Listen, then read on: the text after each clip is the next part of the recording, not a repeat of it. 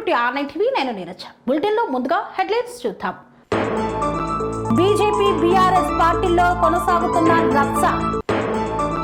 BRS కార్యకర్త కుటుంబానికి 5 లక్షల ఆర్థిక సహాయం. తీగులు గ్రామంలో తెలంగాణ తల్లి విగ్రహాన్ని ఆవిష్కరించిన మాజీ మంత్రి. వైన్ షాపుల నుండి బెల్ట్ షాపులకు సరఫరా అవుతున్న మద్యం. ఓపెన్ డ్రైనేజీతో ఇబ్బందులు పడుతున్న ప్రజలు. వాలీబాల్ టోర్నమెంట్ పోస్టర్ ఆవిష్కరించిన ఐఏఎస్. తప్పిపోయిన పాపను కుటుంబ సభ్యులకు అప్పగించిన 1 టౌన్ బ్లూ కోట్స్ పోలీసులు.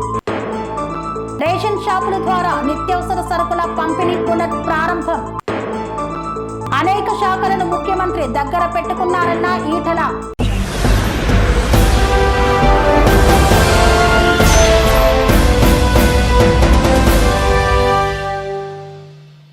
బీజేపీ బీఆర్ఎస్ విలీనం అంశం రాష్ట్ర రాజకీయాల్లో పెను సంచలనంగా మారింది. ఇరు పార్టీల నాయకుల స్టేట్మెంట్స్ భిన్నంగా ఉండటంతో చర్చ నడుస్తోంది. అమెరికా పర్యటనలో ఉన్న మాజీ మంత్రి శ్రీనివాస్ గౌడ్ మాట్లాడుతూ లిక్కర్ కేసులో కవిత అరెస్టుకు ముందు బీజేపీ నేతలు బీఆర్ఎస్ ను విలీనం చేయాలని కేసీఆర్ పై ఒత్తిడి తెచ్చారని చెప్పారు. లిక్కర్ స్కామ్ కేసులో ఆమెను కావాలని ఇరికించారని అన్నారు. బీజేపీ ఒత్తిడికి కేసీఆర్ తలొగ్గలేదని, ప్రాణాలైనా ఇస్తాం కానీ బీజేపీలో విలీనం చేసే ప్రసక్తే లేదని కేసీఆర్ కుండబద్దలు కొట్టారని అన్నారు. విలీనం కుదరదని చెప్పడంతోనే ఆమెపై కేసు పెట్టారని, ఆమె 6 నెలల పాటు జైలు జీవితం గడిపారని అన్నారు. బీజేపీలో బీఆర్ఎస్ విలీనం ఎట్టి పరిస్థితుల్లోనూ ఉండదని పేర్కొన్నారు. బీఆర్ఎస్ కు ఇప్పుడు తెలంగాణ ఉద్యమ సమయం కన్నా ఎక్కువ క్రేజ్ వచ్చిందని చెప్పారు. ఒంటరిగానే అధికారంలోకి రాబోతుందని తెలిపారు. కేటీఆర్, హరీష్ రావు ఇద్దరు కూడా తమ నాయకుడు కేసీఆర్ అనే చెబుతున్నారని, కాబోయే ముఖ్యమంత్రి ఆయనేనని పలుమార్లు చెప్పారని గుర్తు చేశారు. అయితే కేంద్ర మంత్రి బండి సంజయ్ కామెంట్స్ ఇందుకు భిన్నంగా ఉన్నాయి.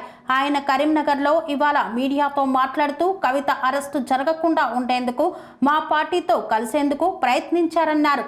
అవినీతి బీఆర్ఎస్ లో బీజేపీ ఎప్పటికీ కలవదని చెప్పారు. గతంలో కూడా కాంగ్రెస్, బీఆర్ఎస్ కలిసి పనిచేశాయని పేర్కొన్నారు. ఇద్దరి మాటలు పరస్పర భిన్నంగా ఉండడంతో ఇంతకు బీఆర్ఎస్ రిక్వెస్ట్ చేసిందా, బీజేపీ ఒత్తిడి తెచ్చిందా, రెండింటిలో ఏది నిజమన్నది ఆసక్తికరంగా మారింది.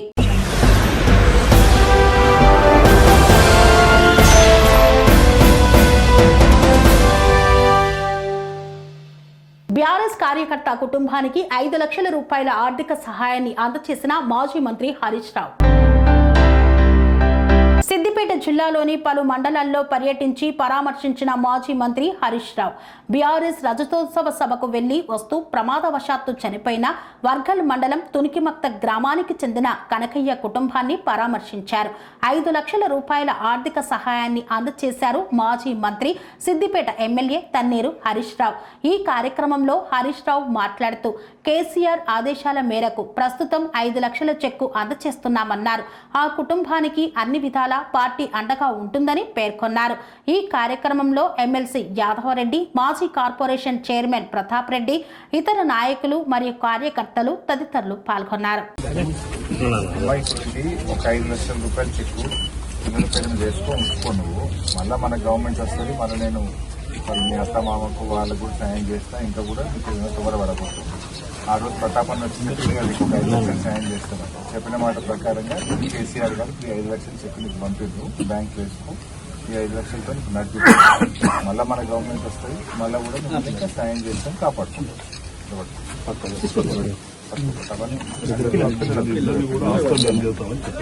పిల్లలిద్దరిని కూడా రెసిడెన్స్ లాగా.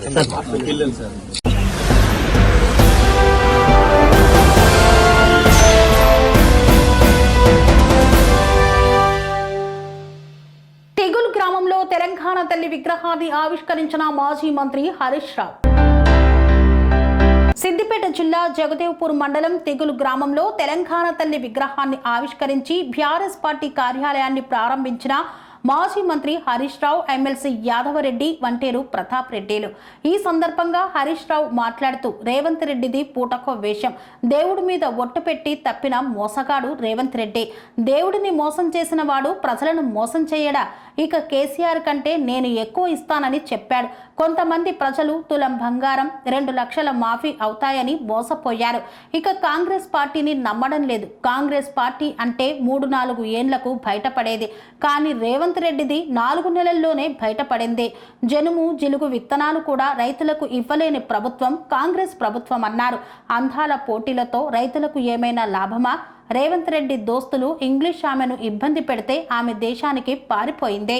అందాల పోటీలను చూడడానికి 5 సార్లు పోయినావు. మరి అందాల పోటీలకు వచ్చిన మహిళతో అనుచితంగా వ్యవహరించి రాష్ట్ర గౌరవాన్ని పోగొట్టారు.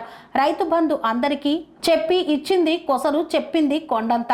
తరుగు తీయమని చెప్పి తరుగు పేరు మీద రైతులను మోసం చేశారని పేర్కొన్నారు. మునిగడప ప్రాంతంలో ఇండస్ట్రియల్ పార్కు చేయాలని నేను ప్రభుత్వాన్ని కోరుతున్నా. మీరు చేయనున్నా పర్వాలేదు, మళ్ళీ కేసీఆర్ వస్తాడు. కాంగ్రెస్ నాయకుల జేబులు నింపడానికి రాజు యువకిరణాలు అని పెట్టారు. కేసీఆర్ ఉండగా అందరికీ ఇచ్చాడు.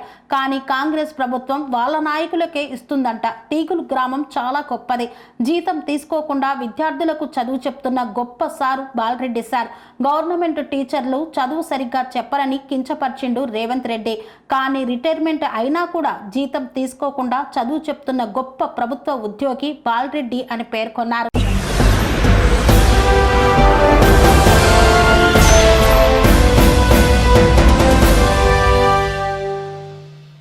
వైన్ షాపుల నుండి బెల్ట్ షాపులకు మద్యం సరఫరా సాగుతున్నా పట్టించుకొని ఎక్సైజ్ శాఖ అధికారులు. కొమరం భీం ఆసిఫాబాద్ జిల్లా ఆసిఫాబాద్ సిర్పూర్ నియోజకవర్గంలోని అన్ని మండలాల్లో మద్యం అక్రమ రవాణా మహోత్సవంగా సాగుతోంది. వైన్ షాపుల నుండి బెల్ట్ షాపులకు మద్యం నేరుగా ఆటోల్లో సరఫరా అవుతోంది. ఇది రాత్రిపూట గుట్టుచప్పుడు కాకుండా జరగడం లేదు. పగలు పోలీస్ స్టేషన్ల పక్క నుండి సాఫీగా సాగిపోతోంది. ఇది అధికారుల కళ్ల ముందు జరుగుతుంటే వారు ఎందుకు చర్యలు తీసుకోవడం లేదు? ప్రతి మండలంలో 2 నుండి 3 ఆటోలు ప్రత్యేకంగా మద్యం రవాణా కోసం పనిచేస్తున్నాయి. ఆటోల్లో మద్యం వెళ్లడం మద్యం చట్టానికి వ్యతిరేకమైతే పోలీస్ శాఖ ఎందుకు ఊరుకుంటుందో, ఎక్సైజ్ శాఖ ఎందుకు గుమ్మడికాయల్లా మౌనంగా ఉంది అనే ప్రశ్నలు తలెత్తుతున్నాయి. ఎక్సైజ్ శాఖ ఆదాయ వనరుల కోసం లైసెన్స్ ఇచ్చిన వైన్ షాపులు బెల్ట్ షాపులకు సరఫరా చేస్తే అది నేరమే. కానీ జిల్లా ఎక్సైజ్ అధికారి స్పందించడం లేదు. ఒక ప్రత్యేక దాడి కూడా కనిపించదు. బెల్ట్ షాపులు చట్ట వ్యతిరేకమైతే వాటిని ఎందుకు మూసివేయడం లేదు?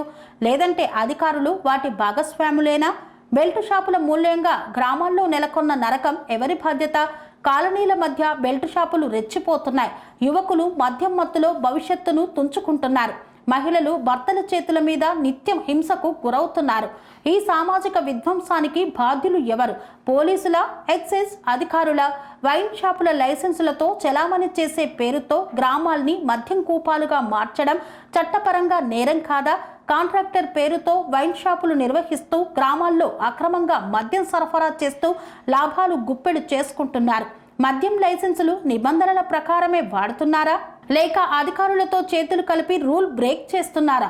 మద్యం వ్యసనంతో 100 కుటుంబాలు చిన్నాభిన్నమవుతున్నా ఎవరూ స్పందించడం లేదు. ప్రజల గొంతులో చలనంగా మారిన డిమాండ్లు బెల్ట్ షాపులపై తక్షణమే రైడ్లు నిర్వహించి మూసివేయాలని, ఆటోల్లో మద్యం తరలిస్తున్న వారిపై NDPS ఎక్సైజ్ చట్టాల కింద కేసులు నమోదు చేయాలి. బాధ్యతలపై విఫలమైన ఎక్సైజ్ పోలీస్ అధికారులపై చర్యలు తీసుకోవాలి.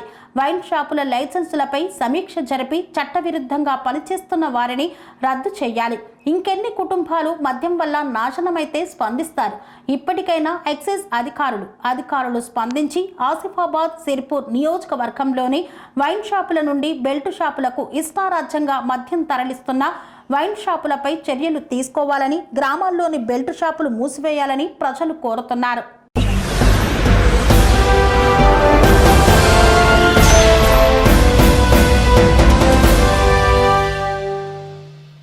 అంబేద్కర్ నగర్ ప్రైమరీ పాఠశాలలో ఓపెన్ డ్రైనేజీ ఉండటంతో నానా అవస్థలు పడుతున్న ప్రజలు, మున్సిపల్ అధికారులు సమస్యను పరిష్కరించాలని కోరిన కాలనీవాసులు. జవహర్ నగర్ లోని అంబేద్కర్ నగర్ ప్రైమరీ పాఠశాల ఓపెన్ డ్రైనేజీ ఉండటం వల్ల ప్రజలు అష్టకష్టాలు పడుతున్నారు. అక్కడ చెత్త కూడా వేస్తున్నారు. ఇది ఎవరికి కనపడకపోవడం వల్ల అందులో పడి 2 వ్యక్తులు మరణించారు. 3 రోజుల క్రితం ఒక బర్రె కూడా పడింది. ఈ విషయం గుర్తించి పలుమార్లు మున్సిపల్ కమిషనర్ కు తెలియజేశాం. అయినప్పటికీ ఇప్పటి వరకు ఎవరూ స్పందించలేదు. ఇప్పుడైనా మున్సిపల్ అధికారులు ఈ సమస్యను వెంటనే పరిష్కరించాలని కమిషనర్ ని కోరుకుంటున్నామని పేర్కొన్నారు. ఈ కార్యక్రమంలో జవహర్ నగర్ ఈస్ట్ బీజేపీ నాయకులు అనిల్ కుమార్ పుల్లూరి, బొమ్మ యాదగిరి, వెంకన్న గౌడ్, మహిపాల్ రెడ్డి, కాలనీ ప్రజలు తదితరులు పాల్గొన్నారు. నమస్కారం. ఇది జవహర్ నగర్ అంబేద్కర్ నగర్ ప్రైమరీ స్కూల్కి ప్రహరీ గోడ పక్కనే ఆనుకున్నటువంటి డ్రైనేజ్ ఇది. దీని గురించి పాత కమిషనర్లకు 10 మార్లు కంప్లైంట్ ఇచ్చినప్పటికీ కూడా ఇప్పటి వరకు దీని మీద యాక్షన్ తీసుకోలేదు. ఇక్కడ 3 నెలల క్రితం ఒకరు చనిపోయారు. అది కాకుండా రీసెంట్గా 3 రోజుల క్రితం కూడా ఒక గేదె పడింది.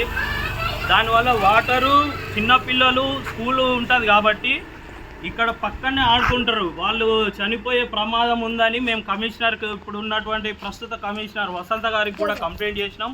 అయినా కూడా ఇప్పటి వరకు ఎలాంటి చర్య తీసుకోలేదు. దీని మీద కాలనీ ప్రజలు కూడా చాలా ఇబ్బందులు పడుతుర్రు. దీన్ని పైన క్లోజ్ చేసి దీనికి ఇక్కడ ఆల్రెడీ వాటర్, ఇంతకుముందు వాటర్ కనెక్షన్ కూడా ఉంది, దాన్ని కూడా క్లోజ్ చేయాలని కమిషనర్ గారికి, మున్సిపల్ సిబ్బందికి విన్నవిస్తున్నాం బీజేపీ పార్టీ నుంచి. ఒకవేళ ఈ సమస్యను పరిష్కరించకపోతే ఇక్కడ ఎలాంటి సంఘటన జరిగినా దానికి పూర్తి బాధ్యత కమిషనర్ గారు మరియు మున్సిపల్ సిబ్బంది వహించాల్సి ఉంటుందని బీజేపీ పార్టీ నుంచి హెచ్చరిస్తున్నాం. ఈ విషయం పైన కమిషనరేట్ ముట్టడి కూడా చేస్తామని మేము దీనికి పిలుపునిస్తున్నాం.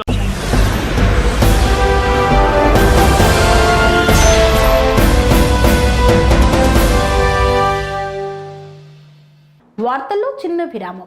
అనురాగానికి అమ్మ ఆదర్శం, ఆరోగ్యానికి Sri Sai homeo stores and clinic. అనుభవం, అర్హత, అంకిత భావం కల డాక్టర్లచే చికిత్స.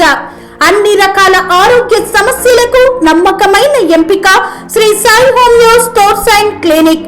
డయాబెటీస్, కీళ్ల నొప్పులు, సయాటికా, వెన్నుముక సమస్యలు, థైరాయిడ్, నిద్రలేమి, మానసిక సమస్యలు, ఋతు సమస్యలు, అన్ని రకాల దీర్ఘకాలిక వ్యాధులకు ప్రత్యేక హోమియో వైద్యం.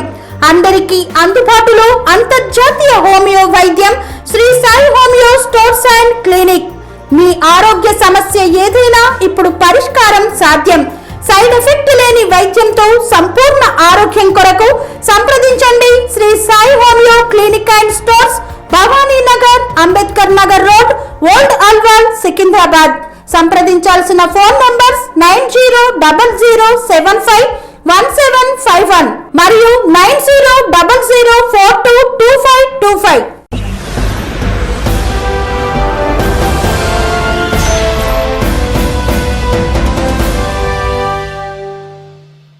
తిరిగి వార్తలకు స్వాగతం. బసంత్ నగర్ లో ఈ నెల 19, 20, 21 తేదీల్లో వాలీబాల్ టోర్నమెంటును నిర్వహించనున్నారు. ఈ నేపథ్యంలో నరహరి ఐఏఎస్ చేతుల మీదుగా వాలీబాల్ టోర్నమెంటు పోస్టర్ను ఆవిష్కరించారు.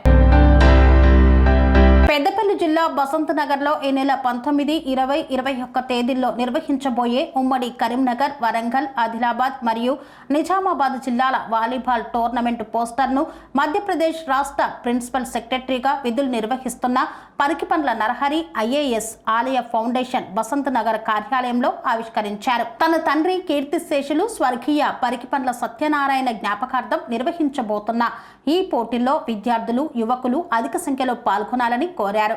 ఈ సందర్భంగా నరహరి మాట్లాడుతూ కెరీర్ అభివృద్ధిలో విద్యతో పాటు క్రీడలు కూడా ముఖ్యమేనని, విద్యార్థులు ఆటపాటలకు ప్రాధాన్యత ఇవ్వాలని, తద్వారా మానసిక ఉల్లాసంతో పాటు శారీరక దృఢత్వం కూడా కలగడంతో అన్ని రంగాల్లో యువతరం ముందడుగు వేస్తుందన్నారు. గెలుపు ఓటములు ముఖ్యం కాదని, ప్రతి ఈవెంట్లో పోటీ చేసే తత్వాన్ని ముందుగా యువతరం అలవర్చుకోవాలని, ఓడిపోయినంత మాత్రాన కృంగిపోకూడదని తెలిపారు. Winnowing is not important but participation is very very important అని చెప్తూ ఆ ఓటమిలో నుండి నేర్చుకున్న పాఠాలతోటి విజయ శిఖరాలు అందుకోవచ్చన్నారు. తాను కూడా అట్టడుగు స్థాయి నుండే వచ్చానని, చదువుతో పాటు తాను అన్ని రకాల క్రీడల్లో రాణించేవాడినని గత అనుభవాలను తెలియజేశారు. ఈ కార్యక్రమంలో ఆలయ foundation additional CEO Mittapalli Rajendra Kumar, Mancherial జిల్లా ఇన్ఛార్జ్ మూగల మహేష్ తదితరులు పాల్గొన్నారు. తెలంగాణ అంటేనే ఆటపాటలు, తెలంగాణ అంటేనే జానపద గీతాలు, తెలంగాణ అంటేనే పల్లె జీవితం, తెలంగాణ అంటేనే పండుగలు, ఉత్సవాలు, మన పల్లెటూళ్ళు, తెలంగాణ అంటేనే ఫోక్. ఆలయ ఫౌండేషన్ ఆధ్వర్యంలో తెలంగాణలో ఉన్నటువంటి జానపద గాయకులు, జానపద కళాకారులను ప్రోత్సహించడానికి ఈ సంవత్సరం నుంచి ఒక కొత్త కార్యక్రమాన్ని మీ ముందుకు తీసుకొస్తుంది. తెలంగాణలో అద్భుతమైనటువంటి జానపద గాయకులు, కళాకారులు, డాన్సర్స్ మరియు గేయ రచయితలు, ఈ విధంగా తెలంగాణ ఉద్యమాన్ని రూతలూగించినటువంటి తెలంగాణ కళాకారులు ఈరోజు తెలంగాణ రావడానికి కూడా ఒక ముఖ్యమైన కారణం మన జానపద కళాకారులు. అలాంటి కళాకారులను ప్రోత్సహించేందుకు ఆలయ ఫౌండేషన్ ఈ సంవత్సరం నుంచి మీ ముందుకు వస్తున్నది. ఆలయ ఫౌండేషన్ ఆధ్వర్యంలో తెలంగాణ జానపద ఉత్తమ కళాకారులకి అవార్డులు ఇవ్వాలని ఈ సంవత్సరం నుంచి నిర్ణయించుకున్నది.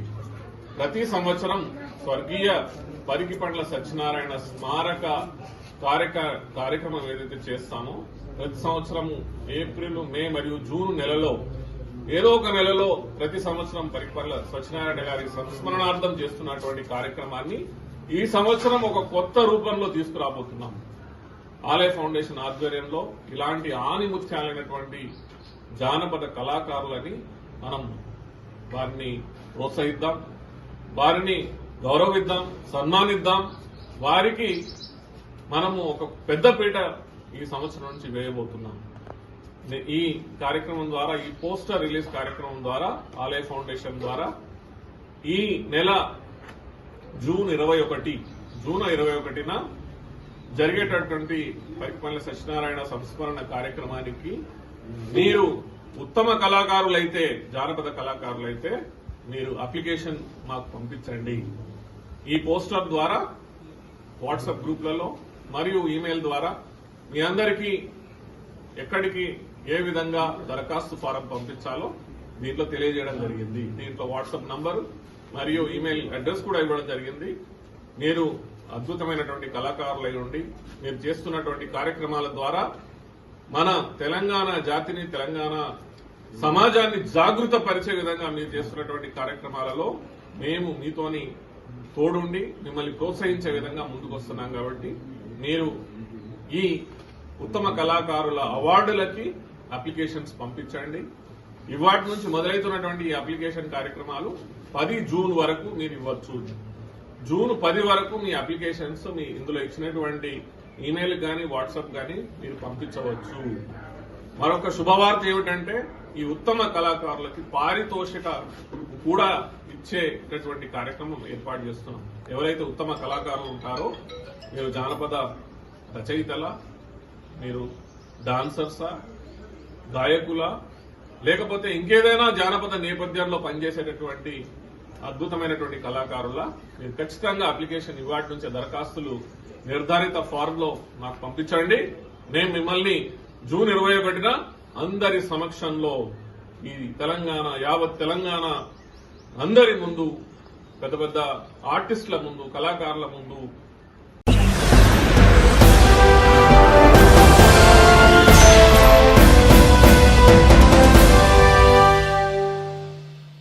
గోదావరికని పట్టణంలోని గాంధీ చౌరస్తాలో తప్పిపోయిన చిన్నారిని కుటుంబ సభ్యులకు అప్పగించిన 1 టౌన్ బ్లూ కోట్స్ పోలీసులు.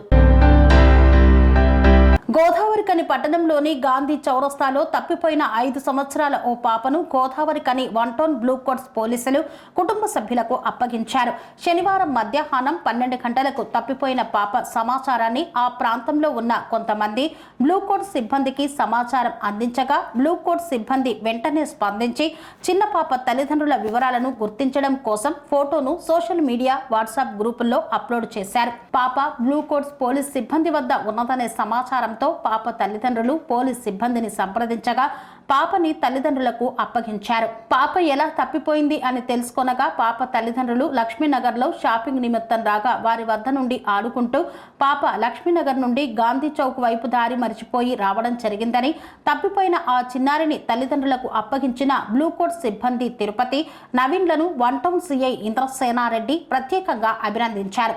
తమ పాపను అప్పగించిన 1 టౌన్ పోలీసులకు ధన్యవాదాలు, కృతజ్ఞతలు తెలిపారు తల్లిదండ్రులు.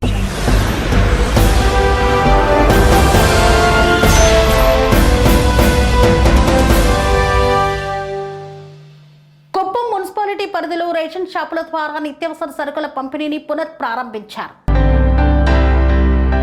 కుప్పం మున్సిపాలిటీ పరిధిలోని కొత్తపేటలోని 13, 14, 15 వార్డులకు సంబంధించి రేషన్ షాపులకు రిబ్బన్ కట్ చేసి ప్రారంభించిన ఏపీఎస్ఆర్టీసీ వైస్ చైర్మన్ మునిరత్నం ఈ సందర్భంగా రేషన్ కార్డుదారులకు బియ్యం మరియు పప్పు, పంచదారను అందజేశారు. ఈ సందర్భంగా ఆయన మాట్లాడుతూ గత ప్రభుత్వ హయాంలో ఎండియు వాహనాలు ఎప్పుడు వస్తుందో తెలియక రేషన్ కార్డుదారులు ఇబ్బందులకు గురయ్యేవారని తెలిపారు. రాష్ట్ర ముఖ్యమంత్రి చంద్రబాబు ప్రజల అభిప్రాయాలను సేకరించి నేటి నుండి రేషన్ షాపుల ద్వారా రేషన్ కార్డుదారులకు బియ్యం పంపిణీ చేయాలని ఆదేశించారు. పండుగ వాతావరణంలో రేషన్ షాపులను ప్రారంభించడం జరిగిందన్నారు. ఈ కార్యక్రమంలో మున్సిపల్ చైర్మన్ సెల్వారాజ్, కౌన్సిలర్లు సోమశేఖర్, తిలకావతి, టీడీపీ నేతలు రాజ్ కుమార్ తదితరులు పాల్గొన్నారు. కుప్పం ప్రియతమ నాయకుడు, కుప్పం ముద్దుబిడ్డ, ఆంధ్రప్రదేశ్ రాష్ట్ర ముఖ్యమంత్రి వర్యులు మాన్యశ్రీ నారా చంద్రబాబు నాయుడు గారి ఆదేశాల మేరకు, అలాగే పౌర సరఫరాల శాఖ మంత్రి నాదెండ్ల మనోహర్ గారు సూచనల మేరకు రాష్ట్ర వ్యాప్తంగా రేషన్ షాపు పునఃప్రారంభ కార్యక్రమానికి ఇచ్చేసినటువంటి మా కుప్పం నియోజకవర్గ incharge APSRTC vice chairman PS Muniratnam sir గారికి స్వాగతం సుస్వాగతం తెలియజేసుకుంటూ, కుప్పం మున్సిపల్ చైర్మన్ మన సెల్వరాజ్ గారికి స్వాగతం సుస్వాగతం తెలియజేసుకుంటూ, అదే మాదిరిగా క్లస్టర్, యూనిట్, బూత్ ఇక్కడ కొత్తపేటకు సంబంధించిన అన్ని తెలుగుదేశం పార్టీ, జనసేన, బీజేపీ ప్రజలకందరికీ కూడా నమస్కారాలు తెలియజేసుకుంటూ, గత ప్రభుత్వం రేషన్ షాపు ప్రతి ఒక్క పేదవాడికి ఇంటికాడికే తీసుకెళ్లి ఇస్తామని చెప్పి ఒక వెహికల్ తెచ్చి నడి రోడ్లు ఆపి ప్రజలకి అందుబాటులో లేకుండా నడి రోడ్లు ఆపి బియ్యం ఇచ్చే కార్యక్రమం జరిగింది.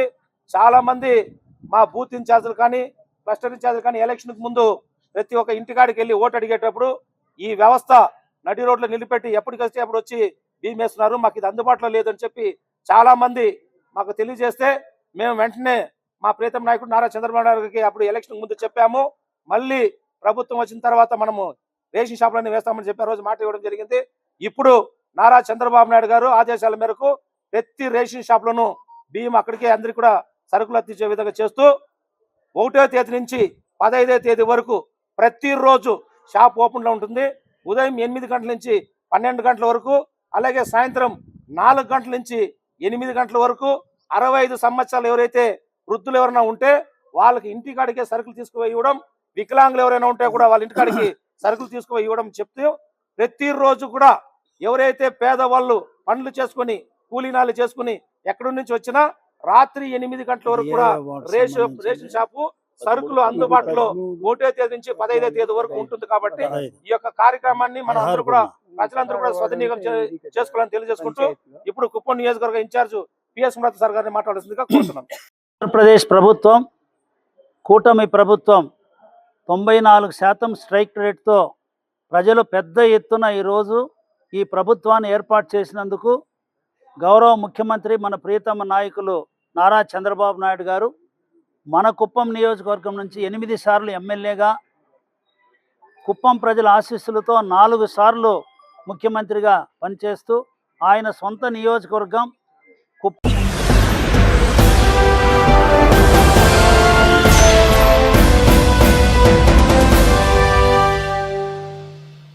హైదరాబాద్ జిల్లా సమీక్షా సమావేశం తర్వాత మీడియాతో మాట్లాడిన మల్కాజ్గిరి పార్లమెంట్ సభ్యులు ఈటెల రాజేందర్. ఈ సందర్భంగా మల్కాజ్గిరి పార్లమెంట్ సభ్యులు ఈటెల రాజేందర్ మాట్లాడుతూ అనేక శాఖలను ముఖ్యమంత్రి దగ్గర పెట్టుకున్నారు. ఆయనకు రాజకీయాలు తప్ప సమీక్ష చేయడానికి తీరదు. రాష్ట్రంలో 3వ వంతు జనాభా ఉన్న హైదరాబాద్ సమస్యల మీద సమీక్షలు లేవు, సూచనలు లేవు, నిధులు కేటాయింపు లేకపోవడం అత్యంత బాధాకరం. హైదరాబాద్ పరిస్థితి పైన పటారం లోన లొటారంలా ఉంది. హైదరాబాద్ చాలా వేగంగా అభివృద్ధి చెందుతున్న నగరం. దానికి అనుగుణంగా మురుగునీటి వ్యవస్థ లేదు, మంచినీరు సరఫరా జరగడం లేదు. సీజన్ వచ్చిన నాలాల కూడా డ్రైనేజీల పూడికతీత పనులు పూర్తి చేయలేదు. జలమండలి పక్కన ఉన్న నాలా కూడా డంప్ యార్డ్ లాగా మారింది. అధికారుల పనితీరు గురువించగింద సామెతలా మారింది. జల మండలిలో 5 పైసల బిల్లు కూడా లేదు. కొత్తగా నల్లా కలెక్షన్లు ఇవ్వలేకపోతున్నారు. ఇచ్చిన నల్లా కలెక్షన్లకు మంచినీరు సరఫరా చేయలేకపోతున్నారు. విశ్వ నగరాన్ని కంపు నగరంగా మారుస్తున్నారు. రోడ్ల మీద గుంతలు పూడ్చడానికి కూడా డబ్బులు లేవు. ఒక్కో నియోజకవర్గానికి 3500 ఇల్లు ఇస్తామంటున్నారు. ఏ నియోజకవర్గం వారికి ఆ నియోజకవర్గంలోనే ఇల్లు ఇవ్వాలి. ముందుగా సొంత స్థలంలో ఇల్లు కట్టుకునే వారికి మంజూరు చేయాలి. దూరంగా ఇవ్వడం వల్ల ఉపాధిని కోల్పోతున్నారు. నగరం అంతటికి బాలాజీ నగర్ డంపింగ్ యార్డు ఒక్కటి మాత్రమే ఉంది. అక్కడ ఉన్న ప్రజలు చాలా ఇబ్బందులు పడుతున్నారు. నగరానికి నలుమూలల 4 డంపింగ్ యార్డులు ఇవ్వాలని కోరాము. ఇవ్వకపోగా మచ్చబొల్లారంలో మినీ డంపింగ్ పేరుతో ప్రైవేట్ స్థలాల్లో డంపింగ్ యార్డులు కడుతున్నారు. కమిషనర్ చెప్పిన పనులు ఆగటం లేదు. వీరికి నియంత్రణ లేదు. నగరాన్ని అందంగా సుందరంగా తీర్చిదిద్దవచ్చు, కానీ ముందు అత్యవసరమైన పనులు చేయాలి. 100 కోట్ల పెయింట్లు వేయటానికి కాకుండా రోడ్ల మీద గుంతలను పోడ్చాలి. జీహెచ్ఎంసీ పని వాళ్లకు వేసుకోవడానికి బట్టలు లేని వాడికి సెల్ ఫోన్ ఇచ్చినట్లు ఉంది. సుందరీకరణ పేరుతో చిరు వ్యాపారాలు దెబ్బతినకుండా జీహెచ్ఎంసీ చర్యలు తీసుకోవాలని తెలిపారు. వర్షాకాలం ఏం చేస్తారు, ఈ డ్రైనేజ్కి సంబంధించిన ఉంటాయి కదా మాన్యువల్స్, వాటి లేట్ కాకుండా విలువలు పెట్టారు. దాని సెక్రటరీ చెప్పు, దాని ఐడెంటిఫై సెక్రటరీ అంత స్టక్ అయిపోయి మొత్తం కంపు ప్లస్ డోమ్ అనేది కూడా కట్టింది. అది స్ట్రాంగ్ వాటర్ కోసం కట్టినట్టు మీ డ్రైనేజ్ పెట్టింది కాబట్టి కొంచెం రావాలి. దాన్ని సెపరేట్ ఈ స్ట్రాంగ్ వాటర్ డ్రైన్స్ ఆగి గురిక నీళ్ళు అట్లే ఆగిపోవడం వల్ల పెద్ద కంపు వాసన ఫ్లో అయితే ఫ్లో అప్పుడు కష్టమవుతుంది. అంటే నెలల తరబడి ఎక్కడైతే స్టాగ్నెంట్ డీజల్ పోతుంది. దాని మార్కెట్ ఎవరు ఏ కథ ఆ చెత్త తేలిక చెత్త డబ్బులు కాదు, కానీ దాని అది దాని దాని ఆపరేషన్ పెద్ద ఉంది. సరే ఇంకా ఉన్నది మాకు సంబంధం లేదు. అదే ఆరోగ్యం తిరగడం మనకే చెప్తుంది. ఫ్లైఓవర్ల మీద రంగురంగుల ఫోటోలు వేయడం నేనేం వ్యతిరేకం కాదు, కానీ ఇప్పుడు నేనున్నా నాకు సెల్ ఫోన్ కావాలన్నా బట్టలు కావాలన్నా అడిగితే నేను సెల్ ఫోన్ కొడతానా బట్టలు కొడతానా? ఇలా హైదరాబాద్ ప్రజానికానికి కావాల్సింది ట్రాఫిక్ జాములలో 2 గంటలు నరకాన్ని అనుభవిస్తున్నారు. ఈ ట్రాఫిక్ సమస్య ఎట్లా పరిస్థితి చూడాలి. హైదరాబాద్ నగరంలో వర్షం వచ్చిందంటే ప్రాణాలను అరిచేతిలో పట్టుకొని ఏమైద్దో అని చెప్పి నిద్రపోకుండా అయితే ఆందోళన పడుతుండ్రో వాళ్ళకు మా ఇండ్లు మునిగిపోవు, మా హైదరాబాద్ మునిగిపోదు, మా బస్సు మునిగిపోదు అని చెప్పి ధైర్యం కల్పించాలి. హైదరాబాద్లో మంచి లైట్ల ఫెసిలిటీ పెట్టాలి. హైదరాబాద్లో మంచి ఎంప్లాయ్మెంట్ జనరేషన్ కోసం ఆస్కరించాలి. కానీ హైదరాబాద్లో నేనేం అంటలేని వాళ్ళు ఫ్లైఓవర్ల కింద ఎవరికో కాంట్రాక్ట్ ఇచ్చి 150 కోట్లు 200 కోట్లు తెచ్చి సుందరంగా కనబడుతుంటే ఈ కింద పైన పటారం లోన లోటారం, పైన పటారం లోన లోటారం లెక్క చేయొద్దు. మొట్టమొదటిగా మురికి ఇప్పుడే వేస్తున్నాను. ఇక్కడ దీని పక్కన ఖైరతాబాద్లో ఉన్నటువంటి ఖైరతాబాద్ వేస్తున్నాం. అక్కడ నాలా చూస్తే అది ఒక డంపింగ్ యార్డ్ లెక్క ఉన్నది. స్వయంగా దేని పక్కకు ఉంది? అది మురికి నీరు వ్యవస్థ ఆఫీస్ పక్కే ఉంది. దాంట్లో పెద్ద డంప్ ఉన్నది. అంటే ఇట్లాంటి గురిగింజ తన కింద ఎరిగినట్టుగా ఆఫీసర్లు మేము ఇట్లా చేస్తున్నాం, 80% నువ్వు 80% చేసినావా, 90% చేసినావా, ప్రణాళికలు వేసినావా, ఏంది కాదు ఇప్పుడు ఏందని చూడు.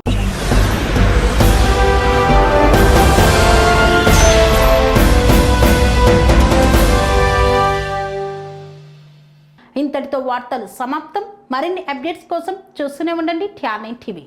స్వామి బోధానంద గోసేవ ఆశ్రమం సైథాపూర్.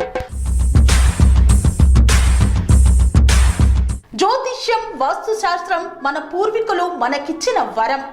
దుర్గాదేవి, కాలభైరవ ఉపాసనతో వాక్సిద్ధి పొందిన శ్రీ బోధానందగిరి స్వామివారు మీకు ఎలాంటి సమస్యలున్నా, వాటిలో ముఖ్యంగా ధన నష్టం, ఆరోగ్య నష్టం, భార్యాభర్తల మధ్య గొడవలు, ప్రేమించుకున్న వారు దూరం అవడం, ఎన్ని సంబంధాలు వచ్చినా పెళ్లి ముడి పడకపోవడం, రోడ్డు ప్రమాదాలు, అప్పుల బాధలు, వ్యవసాయంలో నష్టాలు, పెద్దల మాట పిల్లలు వినకపోవడం, ఆరోగ్య శాంతి, గృహశాంతి, మనశ్శాంతి లేకపోవడం, ఇలాంటి సమస్యలు ఉన్నట్లయితే ఒక్కసారి స్వామీజీని కలవండి.